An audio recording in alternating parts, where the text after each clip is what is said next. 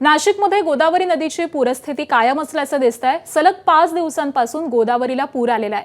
गोदाकाठावरची मंदिरं आज देखील पाण्याखाली गेलेली आहेत। सध्या दुटोंद्या मारुतीच्या छातीपर्यंत पाणी पातळी आहे, तर धरणांच्या पाणलोट क्षेत्रामध्ये पावसाची संततधार सुरू आहे। जिल्ह्यामधील 14 धरणांमधून पाण्याचा विसर्ग कायम आहे। गंगापूर धरणामधून 4997 क्युसेक वेगानं पाण्याचा विसर्ग सध्या केला जातोय, तर दारणा धरणामधून 13250 क्युसेकनं पाण्याचा विसर्ग सुरू आहे। नांदूर मध्यमेश्वर मधून 43068 क्युसेक पाण्याचा विसर्ग सुरू आहे।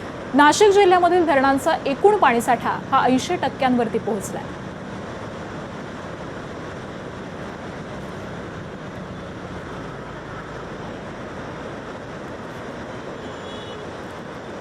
आणि याच सगळ्या संदर्भामध्ये आपण अपडेट जाणून घेऊयात। आमचे प्रतिनिधी मुकुल कुलकर्णी सध्या आपल्या सोबत आहेत।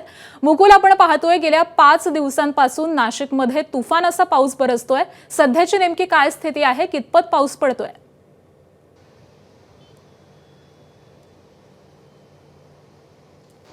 काल दिवसभर देखील पाऊस होता, मात्र आज सकाळपासून पावसाने काही प्रमाणामध्ये विश्रांती घेतलेली आहे। मात्र तरी देखील गोदावरी नदीची पूरस्थिती ही कायम असल्याचं बघायला मिळते। आपण आता गोदा काठावरील गाडगे महाराज पुलावर आहोत आणि समोरच्या बाजूला रामसेतू पूल दिसतोय। तो पूल 2 दिवसापूर्वी पूर्णपणे पाण्याखाली होता, तो आता दिसतो आहे। आणि त्याच्या पुढच्या बाजूला जर आपण बघितलं तर रामकुंड आहे आणि दुतोंड्या मारुती नजरेस पडतो आहे। दुतोंड्या मारुतीच्या छातीपर्यंत पाणी आलेले। पाण्याची ही पातळी गेल्या 2 दिवसापासून कायम आहे।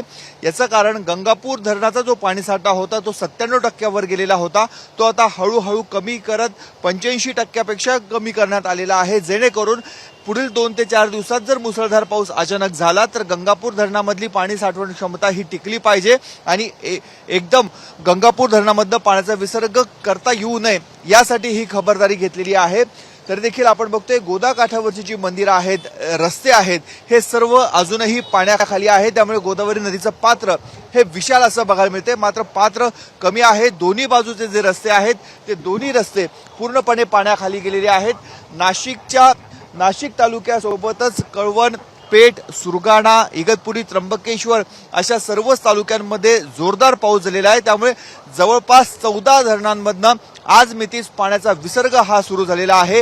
हे सर्व पाणी नांदूर मध्यमेश्वर धरणामधनं जायकवाडीच्या दिशेने म्हणजेच मराठवाड्याच्या दिशेने जाते। त्यामुळे आतापर्यंत जायकवाडीला 10 TMCहून अधिक पाण्याचा विसर्ग नाशिक जिल्ह्यामधनं झालेला आहे। नक्कीच धन्यवाद मुकुल या सगळ्या सविस्तर अपडेटसाठी।